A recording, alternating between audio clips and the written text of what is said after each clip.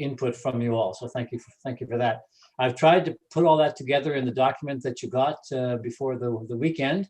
And my objective today, again, which I hope will not take too long, is first of all, just to make sure that if there's any items of clarity, where somebody's saying, I don't really know what that's even saying, that we can discuss that and try to get something a little more clear.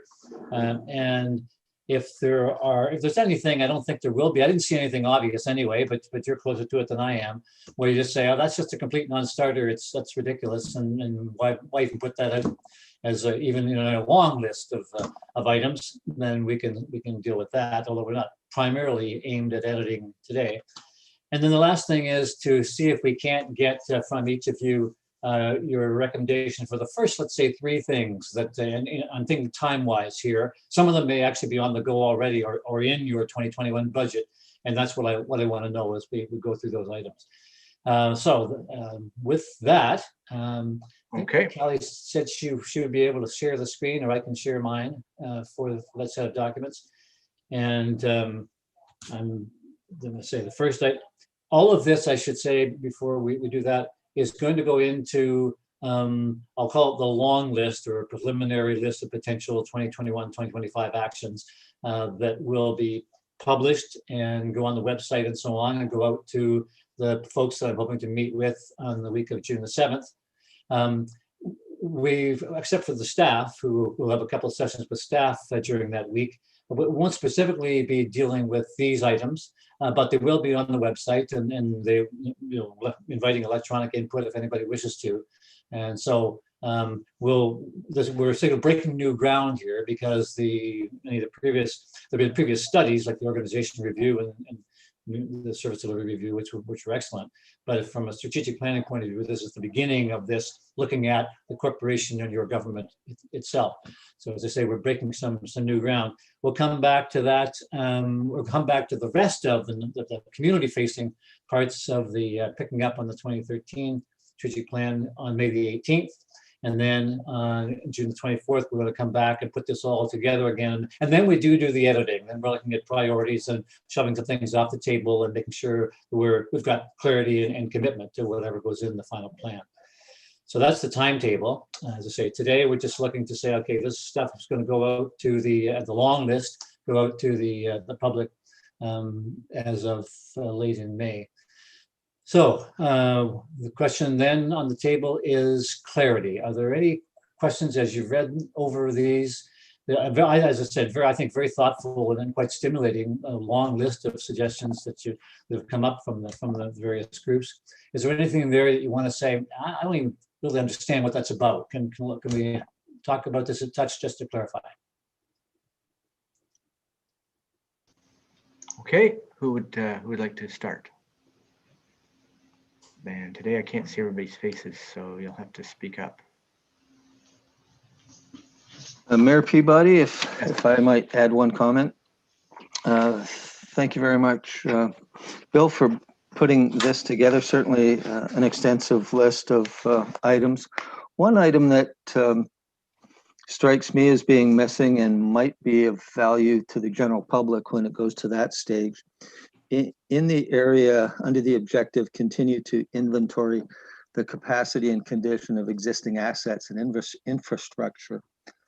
I wonder if we might also create an area that references a natural asset management plan. So there I'm thinking of itemizing the assets within the municipality that speak to air, land, and water quality as assets. So we've got trails and parks as land assets. We've got groundwater, surface water as natural water assets, and then the air. But if we had that kind of a category, perhaps people within the community who are interested in those things would have an opportunity to contribute. And then we can see how all of those things might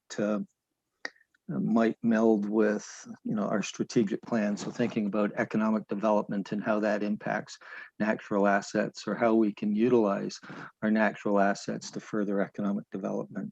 So that's the one thing that jumped out at me. Thank you. Okay. Yeah, I've made a note of that. Thanks. Yeah.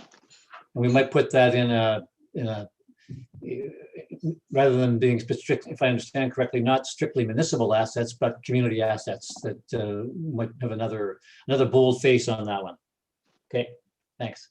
Thank you. Okay, next.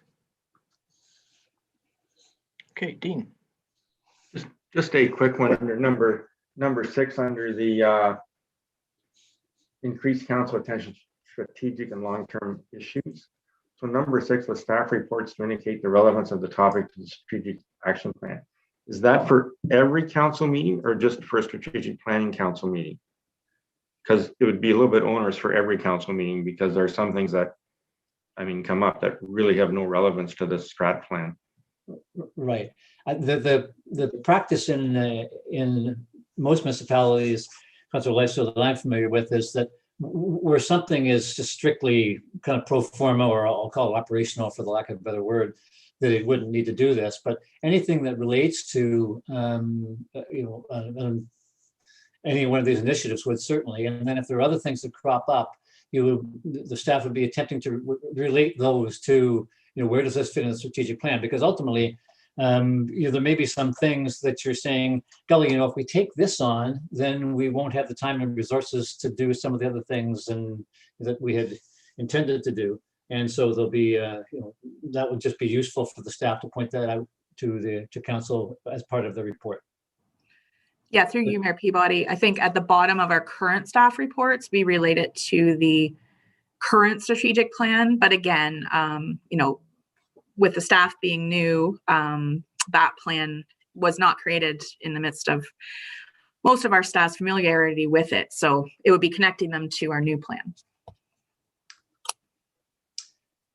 If I can add to what Sonia has just said, that has been beneficial. I think that at the bottom of reports, there's sort of a checklist of how does this address economic development or the environment or whatever. There's 3 or 4 categories there.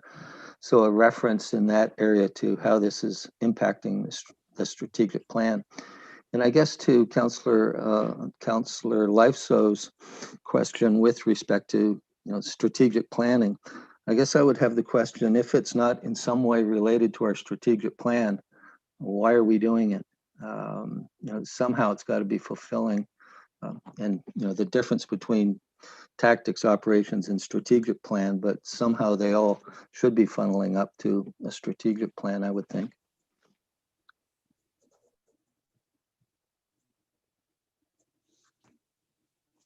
Okay, good. I've made note of that. Thanks. Anything else that's from a point of view of clarity, and just so that as we move ahead here, you think it'll be clear to each other as well as to the public kind of what that's trying to say. All right. Whether or not they ultimately survive, by the end of June, that's another question. We'll leave that for today. Mm-hmm. Anyone else? Speak up. I can't see everybody, so.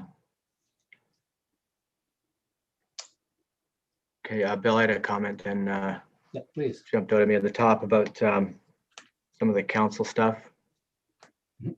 Item 1 there. Yeah. I think a lot of those items there, I don't feel comfortable with. So for example, adding a 3rd council meeting costs an incredible amount of planning and time to have every meeting, preparing the agendas and staff time. And I'm in the office here, Bill. I know we've got a development boom going on, and time spent preparing for a 3rd council meeting in a development boom will take away from getting that investment on the ground here in Brockton. Mm-hmm. Unless, of course, we hire more staff, which don't want to do. But every council meeting has a cost to it. Yeah. And a significant cost. So I don't know where that idea came from. And then Sorry to interrupt your worship. The idea actually came from me, and the idea wasn't a 3rd council meeting every month. The idea was just to have a strategic planning meeting, and my idea was whether it's every 3 months, every 4 months, or every 6 months. That would be just a devoted, like basically a 1 item or 2 item meeting strictly devoted to to strategic planning. So certainly the intent wasn't a third meeting every month. I think that would be, as you say, too onerous. All right. Okay. And the other thing I felt uncomfortable, Bill, I guess there's a general tone there about, mandatory training and that type of thing. I think, I feel uncomfortable with, there seems to be a movement provincially to, through, things like that to put the council, really to strip council of its management rights. And I see that with enhanced codes of conduct, which are just a political weapon. Anyway, a lot of stuff in that first thing there, Bill, makes me feel uncomfortable.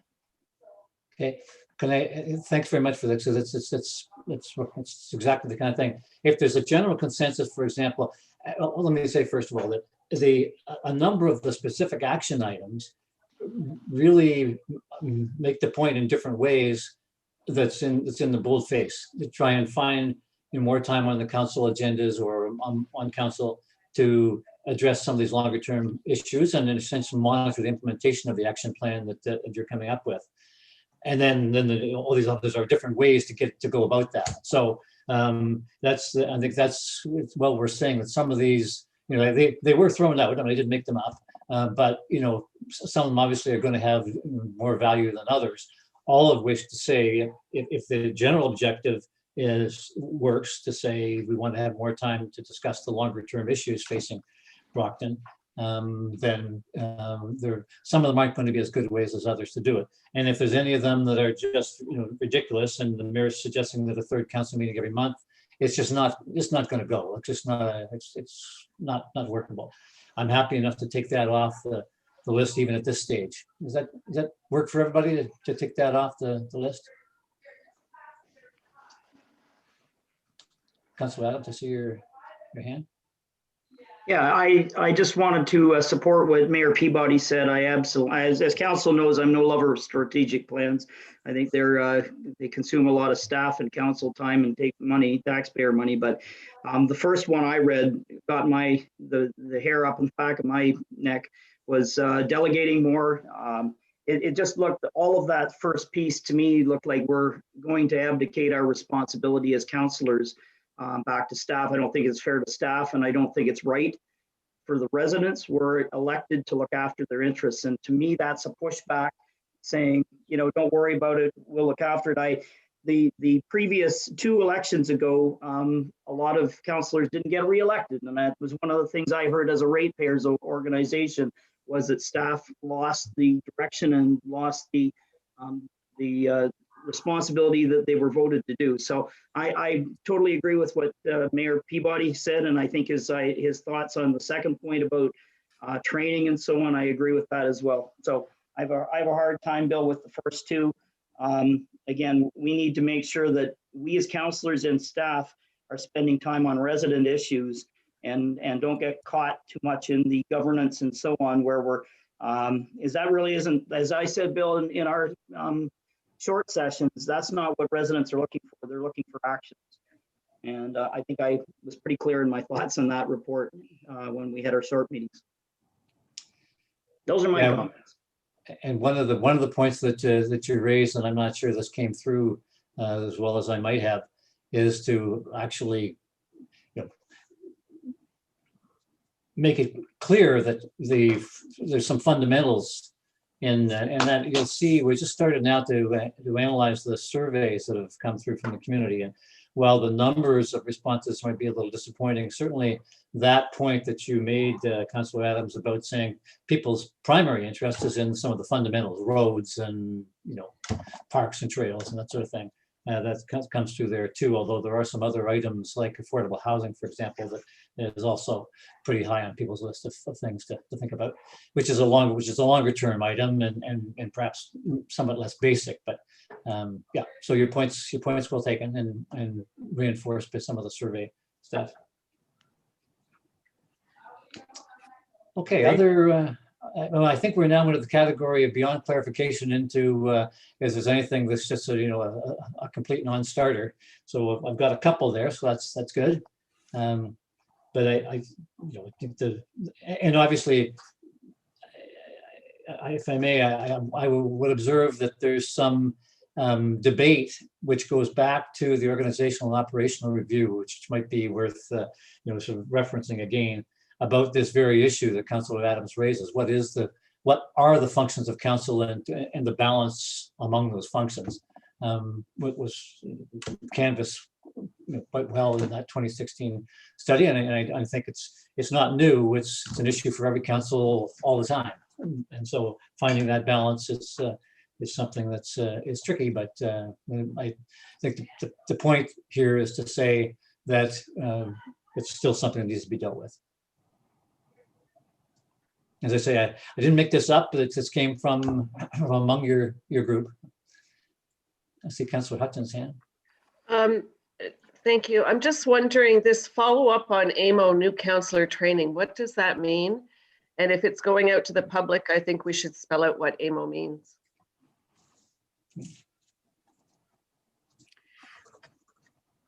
So just to add to maybe Bill's comments in section 1 and 2, there was kind of a theme in some of the meetings about, the length of our meetings and whether a third meeting was required, definitely whether there was enough time being spent on, talking about more strategic things and how the community was going to be affected, how we needed to plan longer term. So, I support Mayor Peabody's comments as well. Every meeting adds a lot of, we're trying to manage staff overtime here at all times. So a third meeting a month would be a real challenge. But I did hear from a lot of council members, maybe a meeting a couple times a year to look at how we plan for the growth we're experiencing and more strategic topics is not an unreasonable plan in a growing community. And there was a lot of discussion in some of the groups on counselor training. We do an orientation program at the beginning of the session, and I don't know if everybody feels that that's adequate, but as a new counselor, there's a lot of responsibility and whether there should be, some sort of session each year for counselors. That was brought up by counselors in one of the sessions. So. Well, Sonia, I'm reminded of the training I got up at Bruce County where I was told not to question the staff and that they were just doing things out of their best professional guidance. And then there was a complete disaster at the nursing home. Right. And I just find these training things an absolute attempt to strip counselors of their management rights. And it's a whole thing in the province. It goes along with this thing that came out of the Collingwood inquiry and this whole review of the code of conduct. And those things on number 1 make me feel very uncomfortable. Through you, Mayor Peabody, if you wouldn't mind, I can certainly appreciate that spending more time on things that you feel that are already at the heart of what you're doing and responsibilities that you already take very seriously might not be appropriate. But I'd also maybe add in that sometimes that training isn't necessarily training. Sometimes it could just be an opportunity to talk about what's happening within a department in a context that isn't the 4 parameters of one specific report. And maybe that's an opportunity at those types of training sessions. That's one thing I really appreciated about the orientation session that we did this time, is that there was that opportunity for council to meet with the department heads and just say, what's happening in your department? What are initiatives that you think are important that maybe we haven't, identified yet, or we haven't had time yet? Or, what are new things that, you're seeing coming down the pipes that maybe haven't been rolled out by the province, or things we should think about? So there may be some value to those types of conversations, even if it's not, the training that's just sort of that, formal roles and responsibilities. So I'll just maybe leave you there, that the training doesn't necessarily just need to encompass, kind of getting banged over the head with a rule book, but it can sometimes be an opportunity just to open up more conversations as well. Yeah, I just maybe let me reinforce that point. Nobody likes to be dictated to or banged over the head with a rule book, as if you know this phrase. And so a lot of it, I suspect, is more about discussion, a topic for discussion, which you, among you all, I'm sure won't agree on all the time. But some of these things merit discussion. I think that's what I was hearing about, attention to some of the longer term issues and implementation of the action plan. It's some of these things are going to need some discussion, going to need some time. And how you do that, there's different ways put forward, but the general objective, I think, is likely to remain. But some, you'll need more discussion about what's the best way to do it.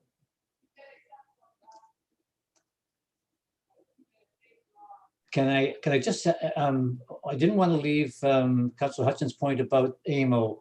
I know that some of the council orientation sessions were one of them that AMO offers at the beginning of every council term. I know there's something about planning.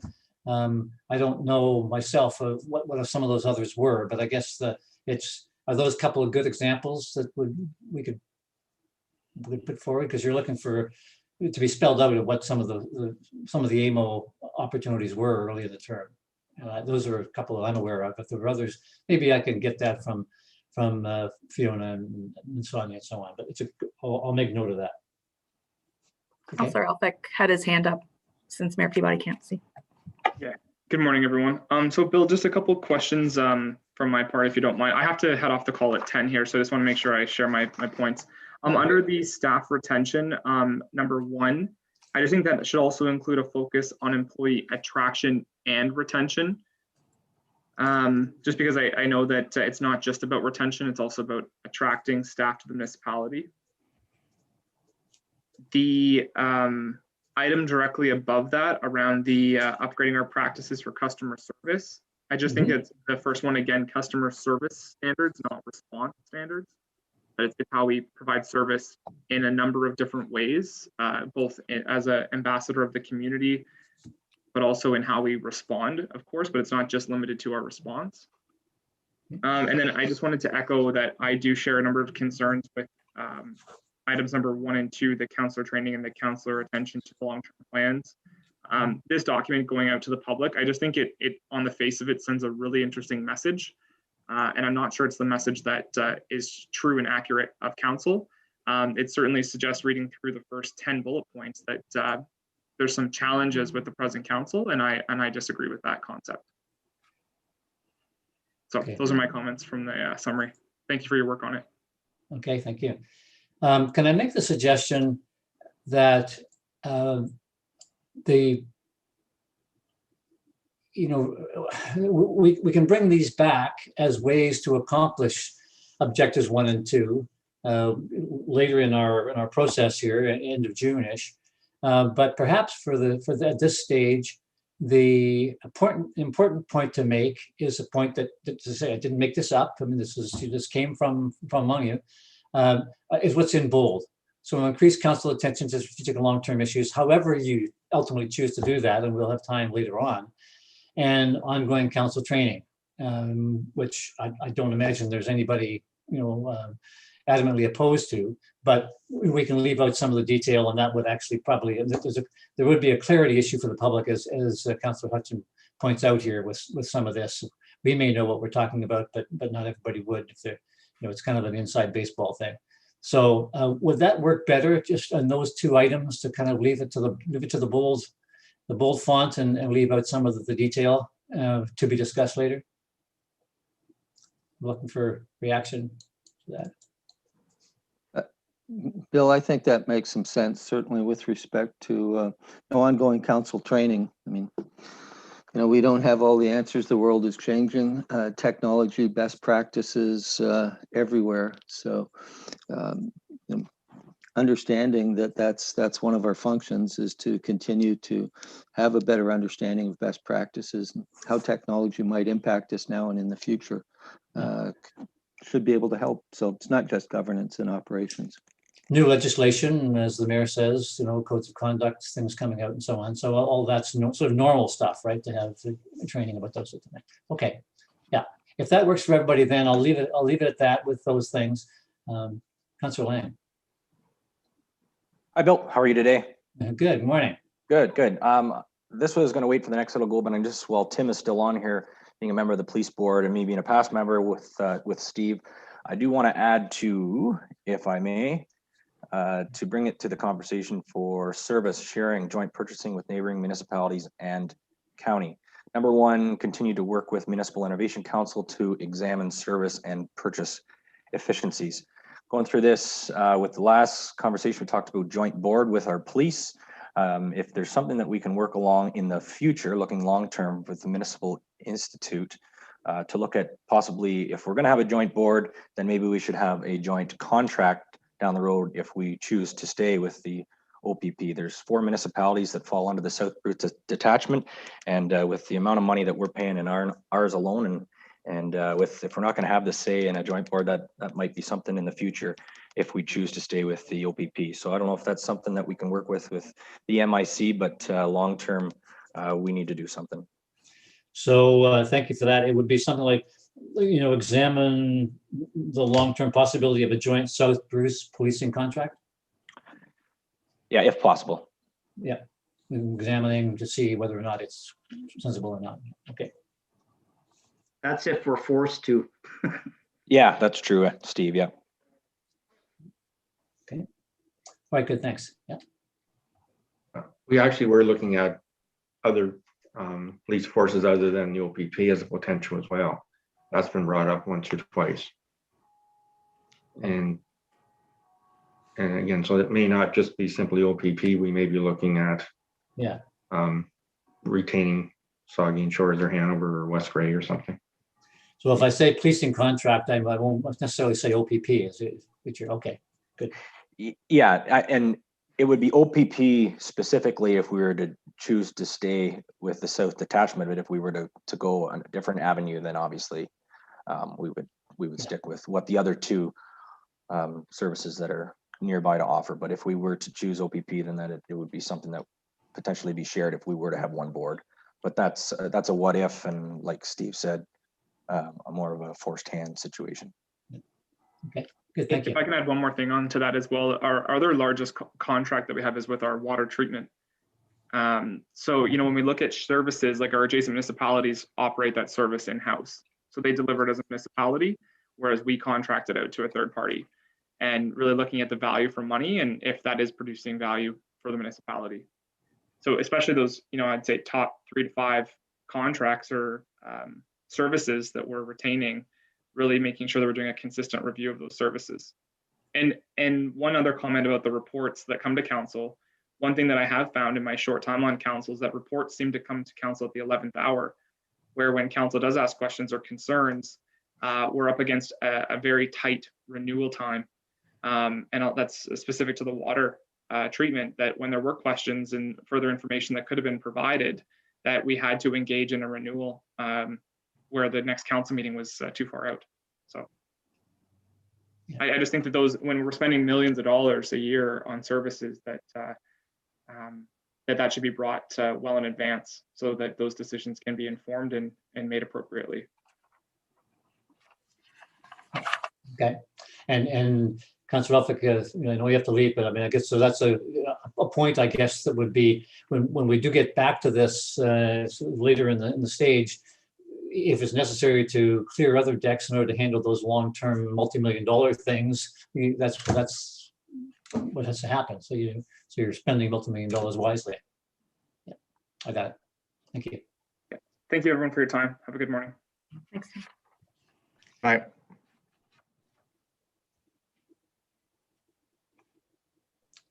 Okay. Okay. So so clarity is good. We've added a few more things in here, which is fine. And then we've removed some things for the sake of public exposure at this point to be determined later on.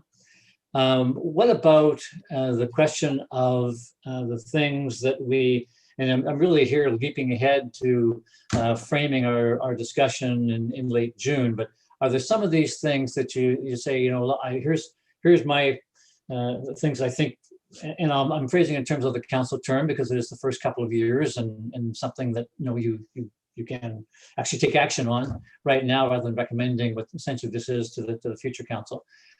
Within this term of council, are there a couple of things? I'll just go around the table, if I may, Your Worship. Starting with you, if I may, to say a couple of things here. You say, yeah, here's something just definitely in this council term we've got to get moving on, not necessarily have finished, but certainly get moving on. Among all of this long list of this corporation suggestions. Well, we two things. We've got to get. We have been making a lot of progress on very significant things. So the Eastridge Business Park, so that is coming along. Staff did a great job pulling that together, and we be going out for tender. So, because it's not a thing that we got to get going on. Just we're 75% of the way on that. That's a key thing, as well as the business park, as well as got to push a few things over the edge. We've got to make sure we get a few more subdivisions approved. Those are the key things. So, but those are well in hand by staff. So we've got to. Okay. I know they'll keep focused on that, but those should be the priorities. Those two projects. Still well worth mentioning because it's the stuff that's already on a good track. That's good to know. Good. Okay.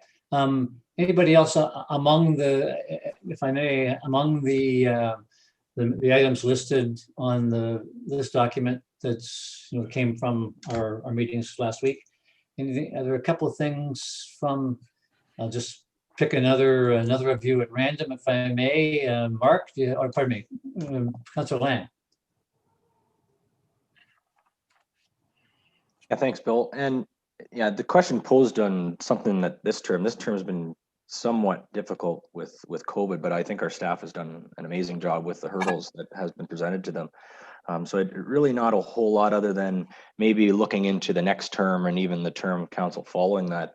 We talked about in our small group about the long-term asset management and planning ahead of what those projects will be next term following, and that the public know that there is potentially big money to be spent, whether it's bridges, a new recreation facility, roads, whatever it may be. But then it's transparency. We talked about point number 5, being transparent to the taxpayers that, hey, this is coming down the line. This will be a discussion in this term of council, and it could be an election issue at that point.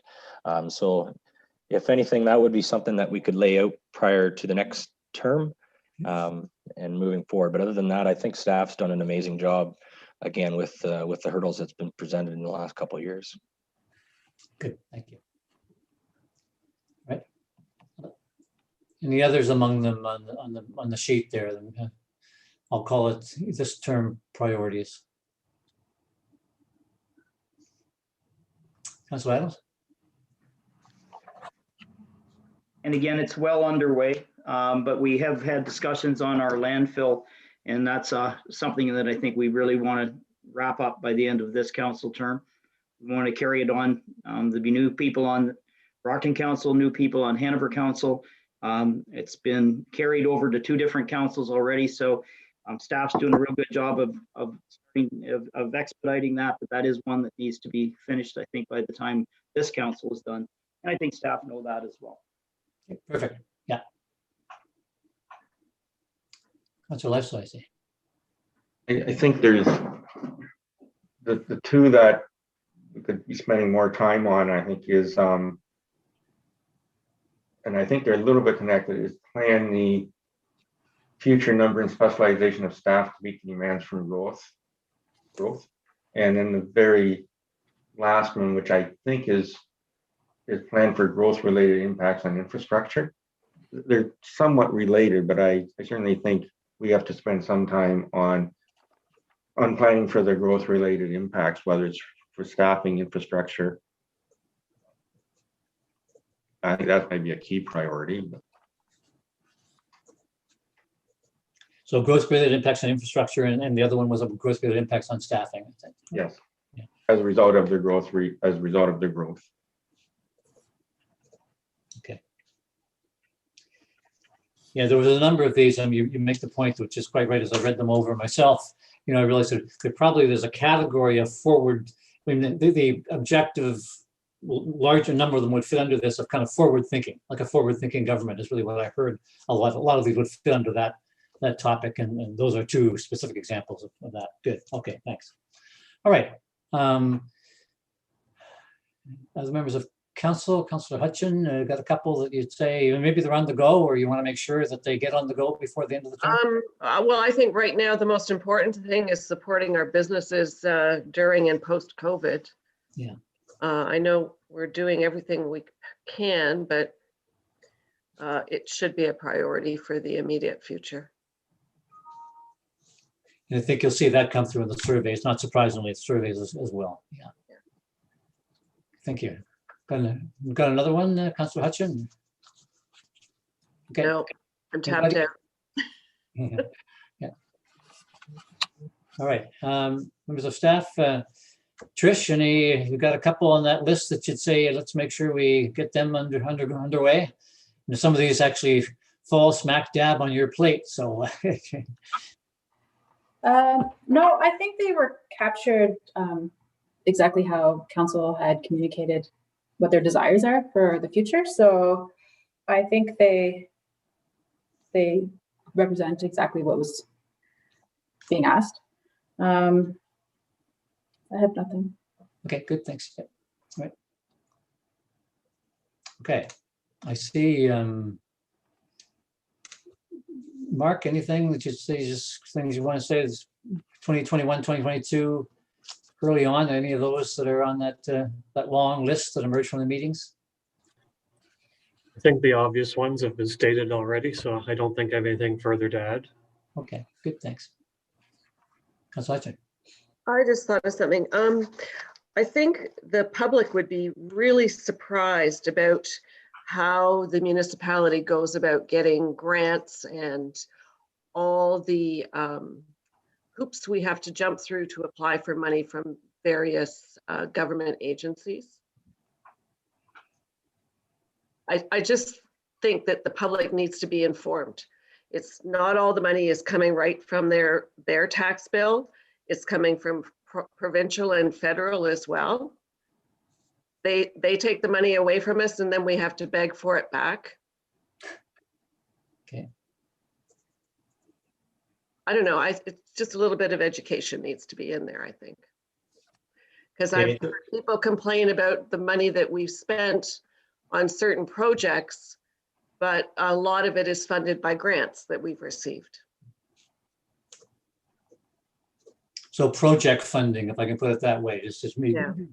Put that out there, and that did come up, I think, in a couple of instances, I think, as well, in our meetings last week. It's just people be aware of kind of some of these, where these projects are at and how they're being made possible and when they're going to be made possible because of the need for project funding. Right, and a lot of people aren't aware that there are county roads and municipal roads and provincial roads. And I know once you're in council, you learn all this very quickly. As a cyclist, I can tell you that you can always tell what's a county road because it has its beautiful surface and it doesn't have a heck of a lot of traffic. And given this, I love them. All right. Anybody else got another sort of immediate, I'll call it immediate, in the next 18 months or so priority? Okay. That's good enough. All right. So, sorry, Fiona, go ahead. Yeah. Sorry.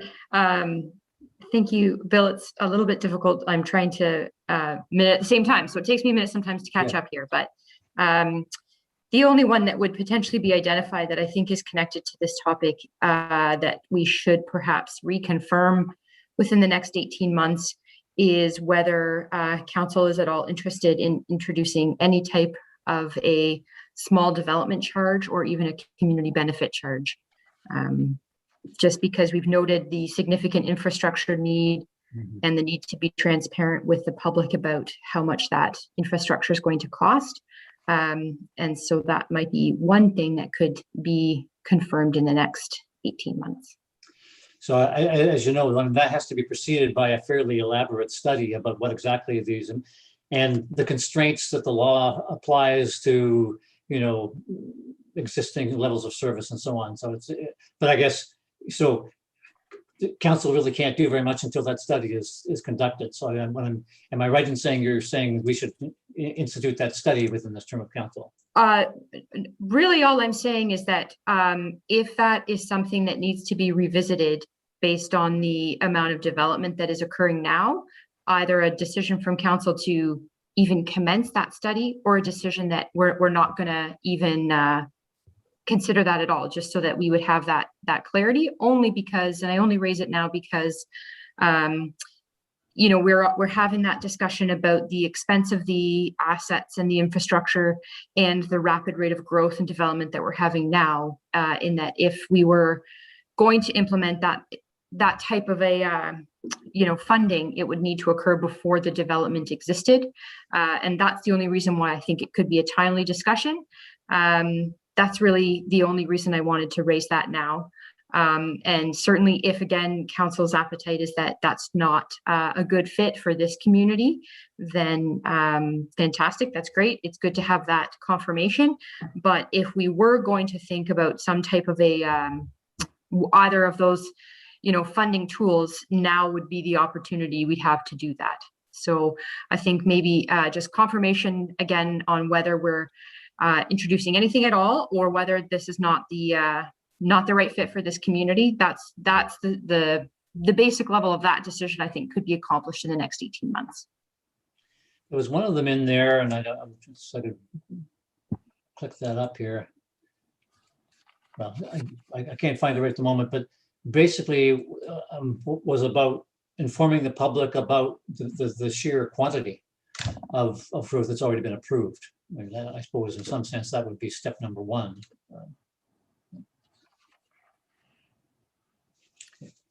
Yeah, and I would just support, there's been a lot of great comments, and I think, you know, hearing from all the councillors and staff, I think, you know, we all realize planning for the future is a priority, whether it's infrastructure or staffing or how we're going to fund that. So I'm happy to hear all those comments coming out. I also agree. I think an action item that could be considered within this term of council is whether a study is commenced. It doesn't mean we're committing to a development charge, but looking at what that may be to help fund our infrastructure.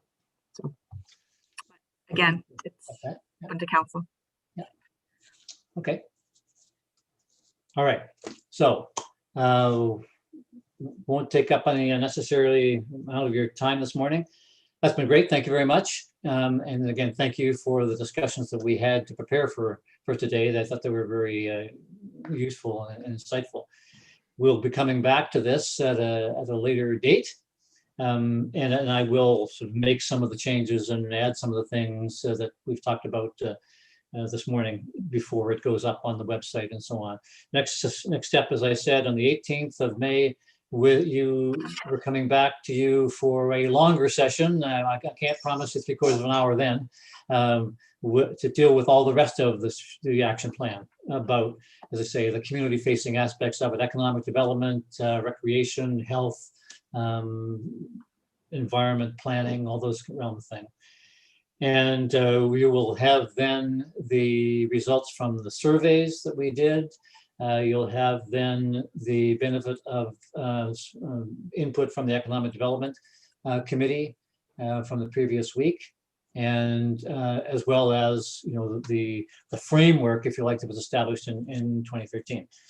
And that, as I say, will be the objective of that meeting, is to prepare the long list, much like what you have in front of you, maybe not quite as expansive as that, but for publication to the public for all the rest of that.